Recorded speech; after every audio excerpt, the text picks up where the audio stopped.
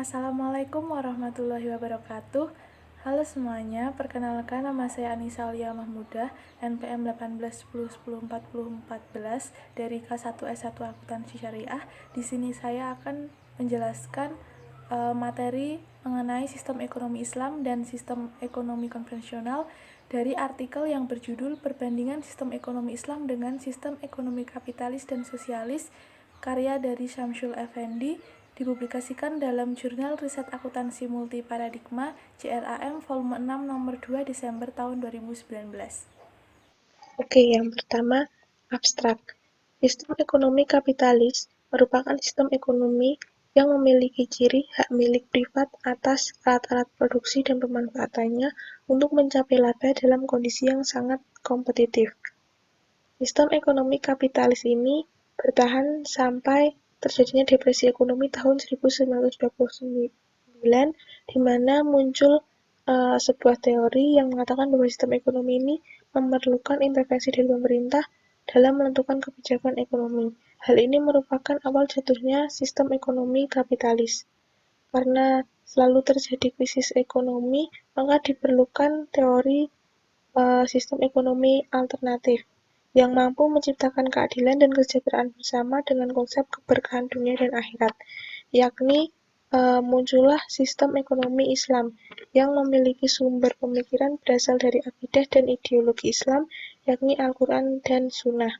Sistem ekonomi Islam memiliki prinsip menerapkan asas efisiensi dan manfaat dengan tetap menjaga pelestarian lingkungan alam, serta memiliki motif ekonomi Islam yaitu mencari keberuntungan dunia dan akhirat.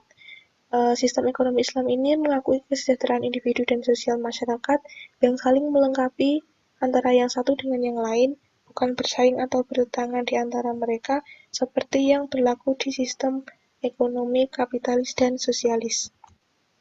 Selanjutnya, pendahuluan. Ada beberapa permasalahan ekonomi yang sering muncul di masyarakat, yakni meliputi 3 permasalahan pokok. Yang pertama, barang atau jasa apa yang akan diproduksi, yang kedua, bagaimana cara memproduksinya, dan yang ketiga, untuk siapa barang atau jasa tersebut. Maka diperlukanlah sebuah cara untuk menjalankan perekonomian suatu negara.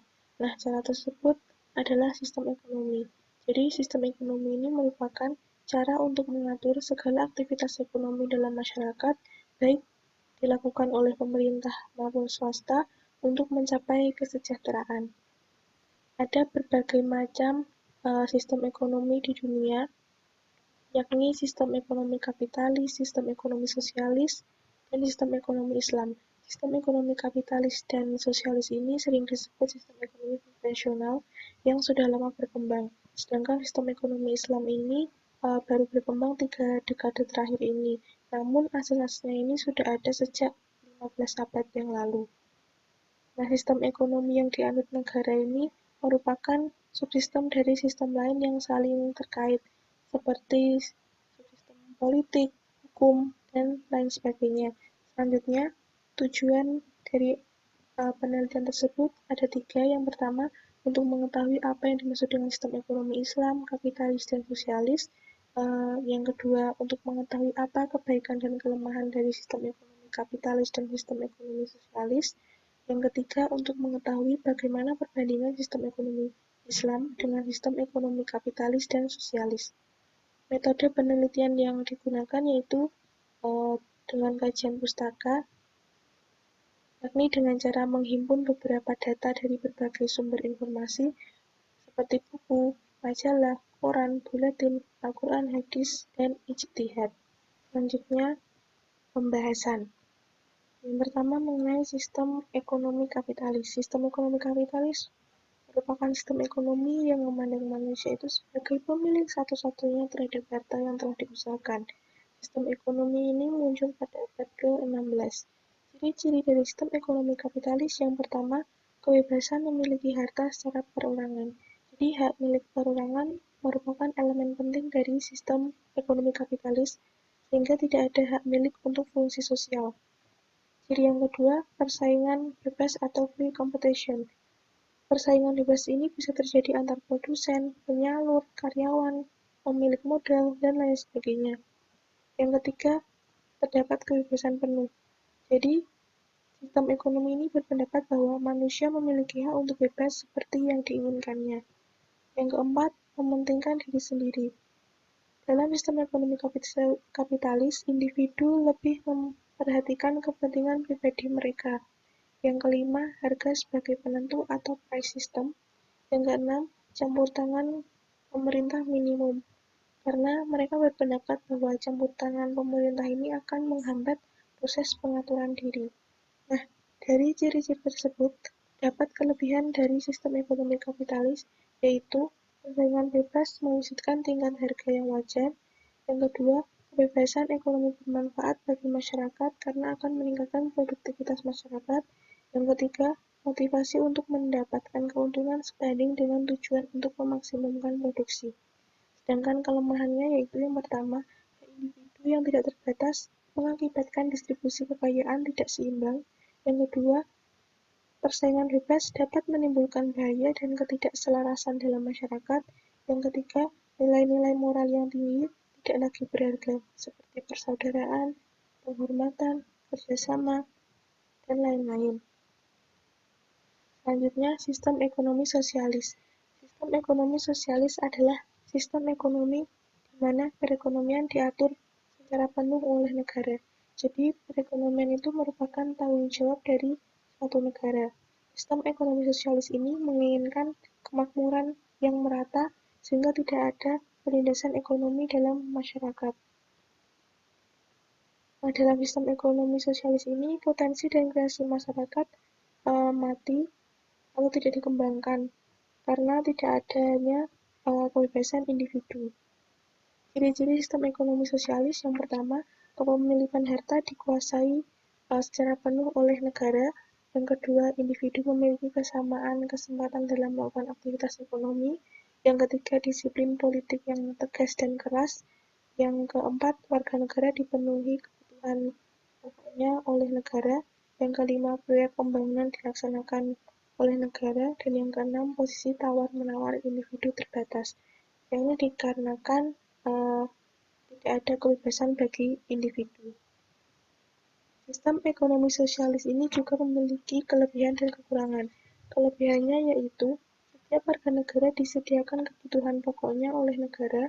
Yang kedua, semua pekerjaan dilakukan berdasarkan perencanaan yang telah direncanakan oleh negara. Yang ketiga, setiap individu mendapat pekerjaan dan orang lemah itu berada dalam pengawasan negara. Sedangkan kekurangannya yaitu tawar-menawar sangat sulit dilakukan oleh individu, kemudian pendidikan moral individu itu diabaikan, dan yang terakhir menghambat individu untuk memperoleh kebebasan berpikir dan berpendapat. Selanjutnya, sistem ekonomi Islam. Sistem ekonomi Islam merupakan sistem ekonomi yang dijalankan berdasarkan syariat Islam atau aturan-aturan Allah. Sistem ekonomi Islam ini memiliki tujuan yang pertama, membangun kehidupan umat yang adil dan merata, yakni dengan memberikan kesempatan seluas-luasnya bagi umat manusia untuk berkreasi dalam meningkatkan taraf hidupnya.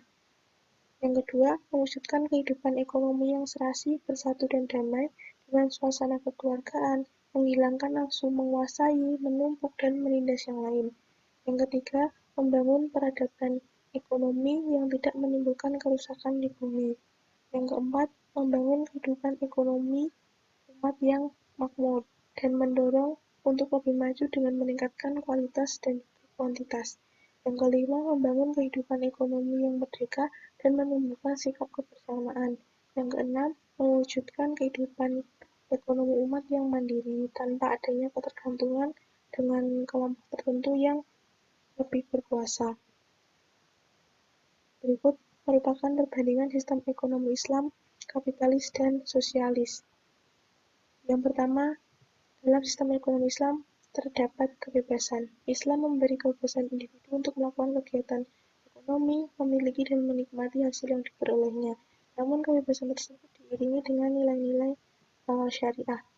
Dalam sistem ekonomi kapitalis juga terdapat kebebasan. Individu berhak mendirikan, mengelola, dan mengatur perusahaan yang diinginkan. Sedangkan dalam sistem ekonomi sosialis ini, ekonomi terpimpin, jadi semua bentuk produksi dimiliki dan dikelola oleh negara. Yang kedua, dalam sistem ekonomi Islam terdapat hak terhadap harta, yakni mengakui hak untuk memiliki harta namun dengan ikatan moral agar tidak menumpuk pada satu kelompok saja. Nah, dalam sistem ekonomi kapitalis juga terdapat hak terhadap harta, karena secara perorangan ini memiliki hak terhadap harta dan kuasa penuh terhadap hartanya tersebut. Dalam sistem ekonomi sosialis, pemilik harta oleh negara, jadi individu secara perorangan tidak mempunyai hak untuk memiliki dan memanfaatkan sumber-sumber produksi. Yang ketiga, dalam sistem ekonomi Islam terdapat ketidaksamaan ekonomi dalam batas yang wajar. Jadi Islam itu mengakui adanya ketidaksamaan ekonomi di antara orang-orang itu dalam batas yang wajar. Ada orang kaya dan miskin dalam kehidupan itu merupakan sunatullah. Sedangkan dalam sistem ekonomi kapitalis ini terdapat ketimpangan sosial karena adanya persaingan bebas yang mengakibatkan munculnya semangat persaingan di antara individu. Jadi kekayaan hanya dimiliki oleh sebagian kecil individu saja. Dan mereka itu dapat menggunakannya untuk kepentingan diri mereka sendiri dan bisa mengorbankan kepentingan masyarakat hanya untuk memenuhi kepentingan individu.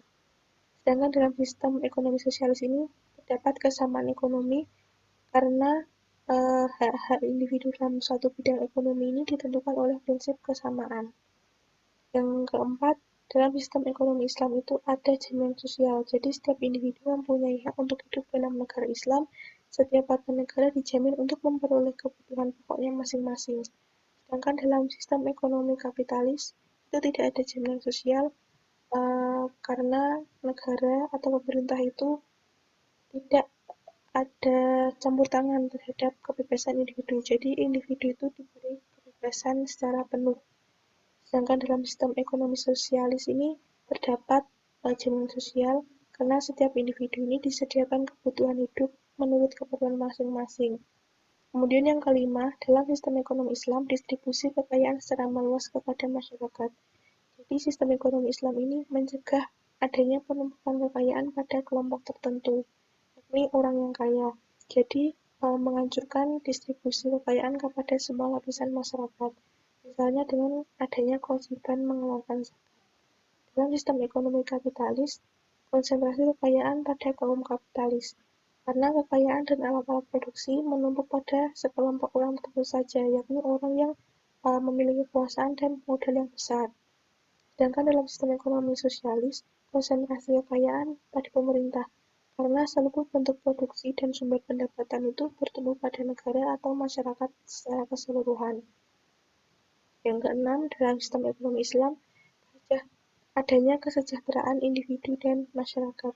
Jadi Islam mengakui adanya kesejahteraan individu dan kesejahteraan masyarakat yang saling melengkapi satu dengan yang lain, bukan saling bersaing dan bertentangan di antara mereka. Jadi dapat meredakan konflik dan mewujudkan kemaslahatan bersama. Sedangkan dalam sistem ekonomi kapitalis itu terdapat persaingan bebas di antara individu-individu ya, yang akan mewujudkan tahap produksi dan pada tingkat harga pada harga yang wajar. Kemudian dalam sistem ekonomi sosialis itu perencanaan kegiatan ekonomi oleh pemerintah. Jadi semua pekerjaan dalam bidang produksi dan penggunaannya itu dilaksanakan berdasarkan perencanaan yang sempurna yang telah dicanangkan oleh pemerintah. Yang terakhir mengenai kesimpulan. Jadi kesimpulannya adalah sistem ekonomi itu merupakan bagian-bagian atau terdiri dari bagian-bagian yang saling bekerjasama untuk mencapai tujuan ekonomi. Sistem ekonomi kapitalis itu menganut paham sekuler, artinya tidak ada campur tangan agama dan juga tidak ada campur tangan pemerintah atau negara. Sedangkan dalam sistem ekonomi sosialis, semua bentuk produksi itu dimiliki dan dikelola oleh negara. Semua keuntungan yang diperoleh akan digunakan untuk kepentingan masyarakat. Dengan sistem ekonomi Islam ini mengakui hak milik individu sepanjang tidak merugikan masyarakat. Nah, Dengan adanya pengembangan sistem ekonomi Islam ini bukan untuk menyaingi sistem ekonomi konvensional yakni sistem ekonomi kapitalis dan sosialis, tetapi lebih ditujukan untuk mewujudkan sistem ekonomi yang mempunyai kelebihan-kelebihan. Demikian yang dapat saya sampaikan. Mohon maaf apabila terdapat kekurangan. Terima kasih telah menonton video ini. Wassalamualaikum warahmatullahi wabarakatuh.